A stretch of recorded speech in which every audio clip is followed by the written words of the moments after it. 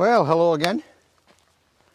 This morning you joined me in the very southwest of the lakes, not far off Millom, and today we're on the hunt for Neolithic monuments again. It's not much of a hunt because I've been here before, but it's a number of years ago, and we're going to go and look at Swinside Stone Circle, also known as Sunkenkirk. It's up this private farm track. It's a very steep start. Behind me there you can see the Duddon Sands. Right, well, let's get on and see if we can have a look at Sunkenkirk.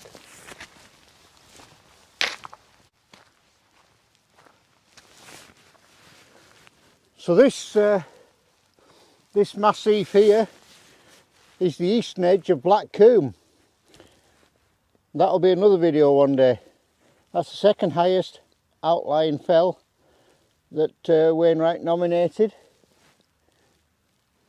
Anyway, it's fairly level going now to where the stone circle is, although I think we've got one or two cows to get by.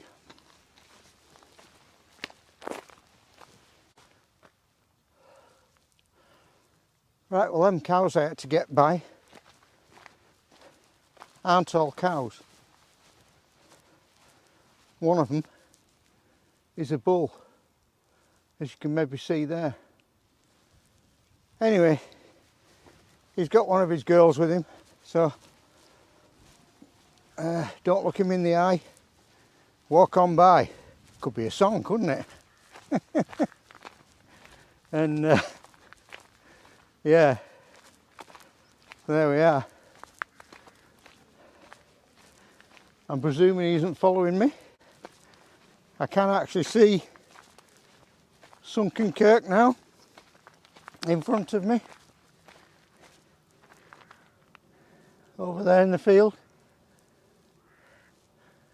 Yeah, so nearly there.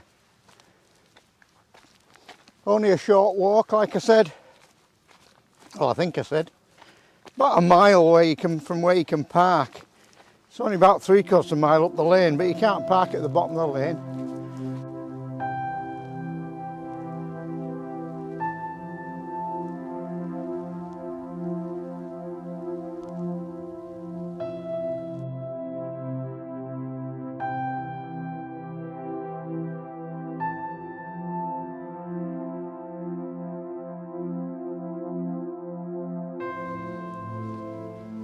So here I am in the entrance to Swinside Stone Circle, Sunkenkirk.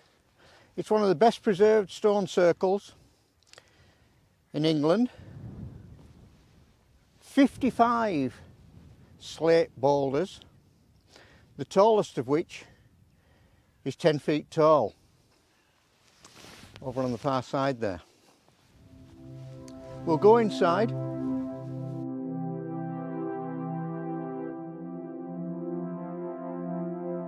Here we are,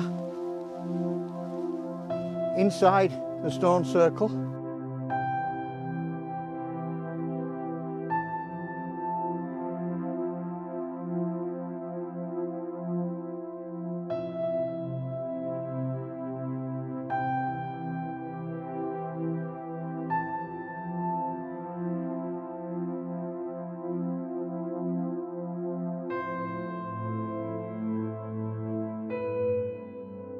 The entrance here aligns with the winter solstice.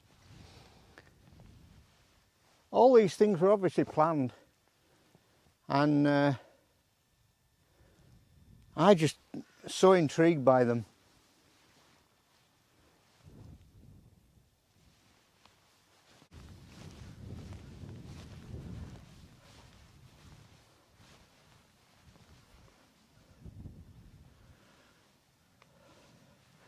I'm not a mumbo jumbo myth kind of a person, but when you stood here,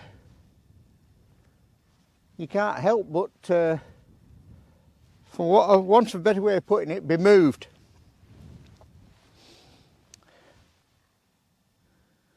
So this megalith behind me is the tallest. It's 10 feet tall, apparently.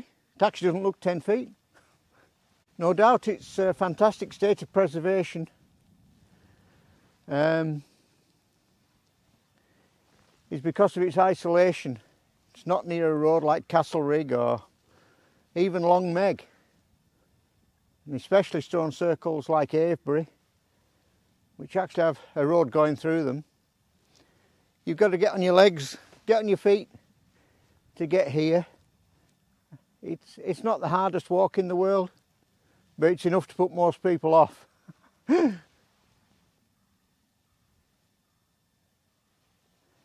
Yeah, like all these stone circles or ring cairns or whatever, they're a special kind of place. So this shot gives you an idea of Swinside's place in the landscape. And we can only really wonder at why people gathered here for the winter solstice, as the sun, if it wasn't cloudy, and let's face it, this is Cumbria, probably would have been, as the sun came up and shone through the entrance. What were we thinking? Was it to do with crops? I suppose it's the kind of start of things getting better. A new year.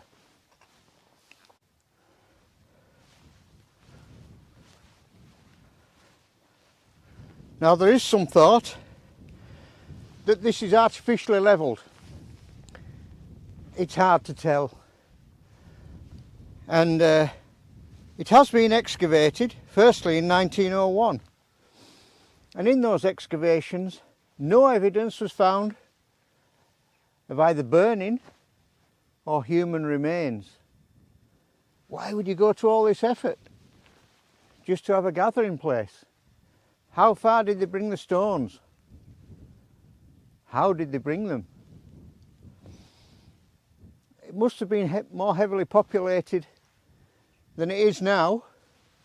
As I stand here, I can see a farm there, another one over there, and one behind the camera.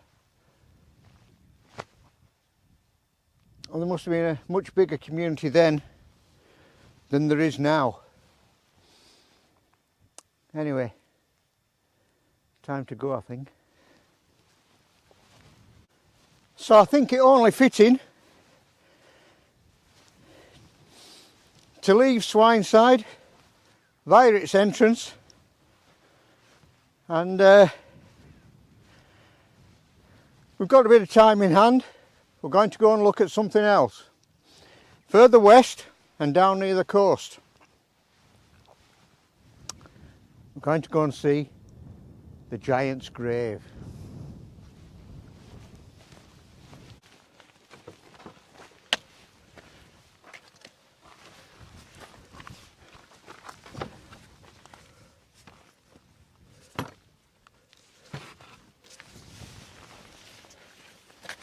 Right, to the Giant's Grave.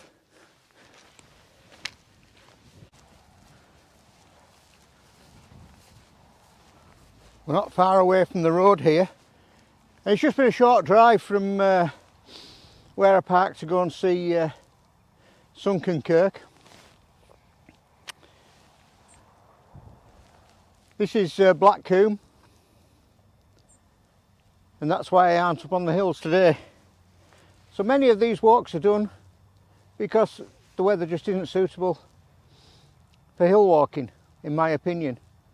I mean, any fool, and I've done plenty of it in my past, so I'm as big a fool as anyone, can stumble around in the mist, but surely it's better to use your time more wisely.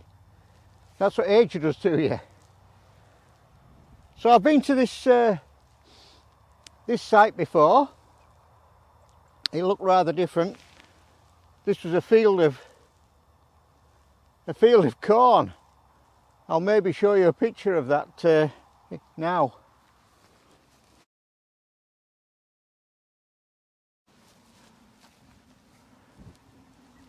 So behind me,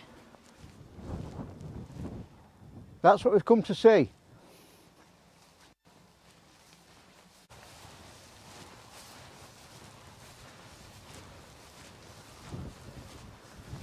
So this is the giant's grave. But it's thought there wasn't a giant and it isn't a grave. They're impressive megaliths, as you can see. This one's about 2.4 metres and this one 3 metres.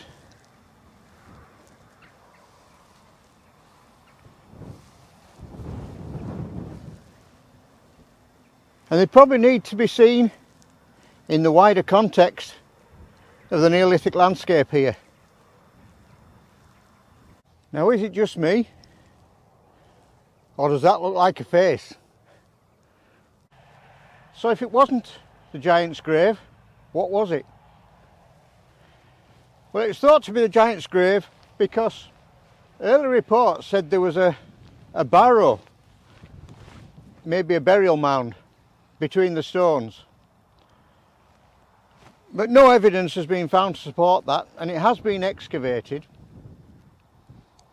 It's more likely, because of its alignment, again to be do with, in this case, the summer solstice. And as I said, it needs to be taken as part of the wider Neolithic landscape. Possibly a ritual landscape. Starting to sound like Francis Pryor off Time Tape for any fans. Over here, behind me, I'll get out of the way, there's a large wet area. And obviously places like that were used for depositing axes, spearheads, all sorts of stuff in Neolithic and Bronze Age times as offerings. Maybe it's something to do with that. However, what is significant is the hill behind me. It's private land, and Neolithic explorers like myself aren't permitted to go on there. But up there is thought to be, it's never been confirmed, a stone avenue and remains of a stone circle, lacquer bank. And until permission's granted to go on it and excavations can be made, we'll never know. Something else that should be pointed out, again due to the alignment, is this field over here. I'll put the camera on that now.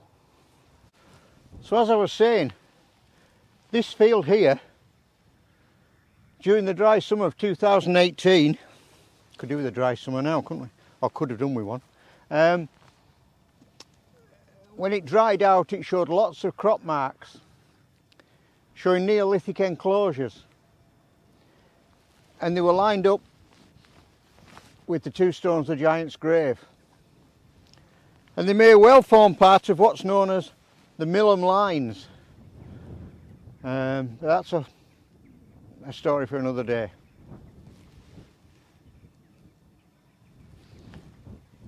Another mysterious place that we'll never actually know probably the truth of what they were here for.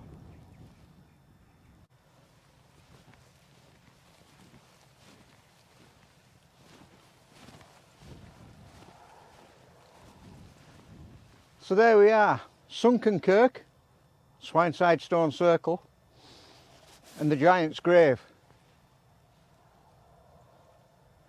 Just off the beaten path, not that far, but as I say, I find them just so intriguing. Anyway, enough of me waffling. Hope you've enjoyed that video and looking at a bit more of the Neolithic past. I'd just like to say thanks very much for watching. Hope you enjoyed it, and I'll see you next time.